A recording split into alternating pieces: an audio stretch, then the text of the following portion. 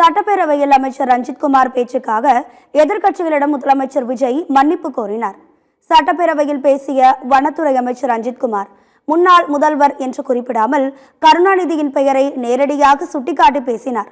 இதற்கு திமுகவினர் கடும் எதிர்ப்பு தெரிவித்த நிலையில் அமைச்சர் சார்பாக முதலமைச்சர் விஜய் பேரவையில் மன்னிப்பு கேட்டார்.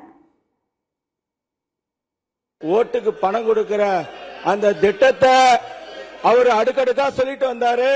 அவர் கருணாநிதி, நம்முடைய முன்னாள் முதல்வர் கருணாநிதி பத்தி அடுக்கு மொழியில சொல்லிட்டு வந்தாங்க. இங்க பாருங்க, 2026 ஒரு ரூபாய் ஓட்டுக்கு பணம் கொடுக்காம முதலமைச்சர் வந்திருக்காரு. பணம் கொடுக்காம என்னுடைய காஞ்சிபுரம் சட்டமன்ற தொகுதியில 1500 ரூபாய் ஓட்டுக்கு மொத்த ரூபாய் கொடுக்கல.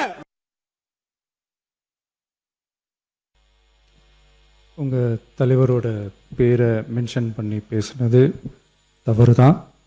அவர் சார்பாக நான் சாரி கேட்டேன்.